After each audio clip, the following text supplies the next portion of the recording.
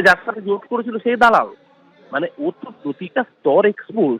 যেই হুমায়ুন কবির একসময় বিজেপির পতাকা নিয়ে ক্যান্ডিডেট হয়েছে, যেই হুমায়ুন কবির একসময় কংগ্রেস হয়েছে, যেই হুমায়ুন কবির আবার মমতা ব্যানার্জির কাছে এসে পা ধরে মন্ত্রিত্ব চেয়েছে, কোন হুমায়ুন কবিরের কথাটা বিশ্বাস করবো? কোন হুমায়ুন কবির সার্টিফাইড অরিজিনাল হুমায়ুন কবির? একটি তালমিস্ত্রির বিজ্ঞাপন নাকি? ছবিও ওই দেখে চিনতে হবে কোন হুমায়ুনটা আসল আর কোন হুমায়ুনটা নকল। আসলে পুরোটাই চালু।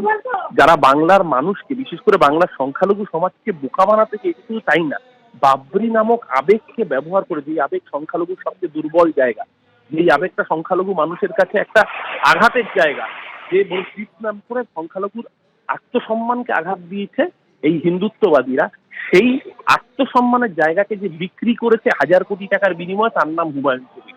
ওর প্রতিটা কথা মিথ্যে কথা, সেটা ও নিজেই প্রমাণ দিচ্ছে।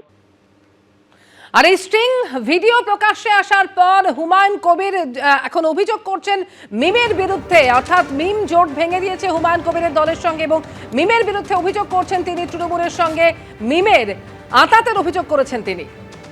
আর স্ট্রিং ভিডিওর পাল্টা চ্যালেঞ্জ ছুড়েছেন হুমায়ুন কবিরও, চক্রান্তের অভিযোগে সরব হয়েছেন তিনি। পুরো ভিডিওটি সামনে আনার চ্যালেঞ্জ ছুড়ে দিয়েছেন ভরতপুরের বিধায়ক। আমার কাছে 51 মিনিটের ভিডিও আছে, ওরা দেখিয়েছে 19 মিনিট। অভিষেক শিলিগুড়ি থেকে একজনকে সন্ন্যাসী সাজিয়ে পাঠিয়েছিলেন, আরেকজন দিল্লির সাংবাদিককেও পাঠানো হয়েছিল। দুজনকেই সামনে এনে পুরো ভিডিও প্রকাশ করব, পাল্টা চ্যালেঞ্জ ছুড়ে দিয়েছেন হুমায়ুন কবির।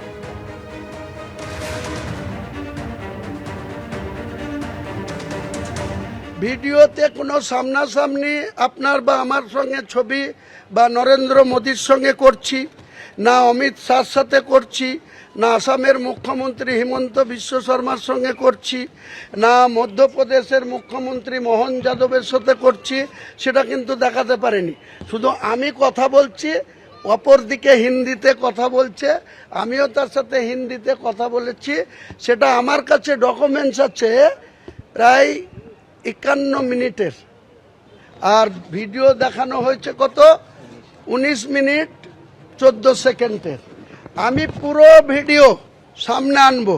সেই ভিডিও অভিষেক বন্দ্যোপাধ্যায় শিলিগুড়ি থেকে লোক পাঠিয়ে একজন মহারাজের বেশে এবং একজন সাংবাদিক সেজে, সে দিল্লির সাংবাদিক, অভিষেকের লোক, সেই সাংবাদিককেও তুলে আনবো এবং এই মহারাজকেও তুলে আনবো আপনাদের সামনে। এটা প্ল্যান। হুমায়ুন কবিরকে মুসলমান নেতা হতে দেবে না, মুসলমানদের নেতা হতে দেবে না। এবিপি আনন্দ, এগিয়ে থাকে, এগিয়ে রাখে।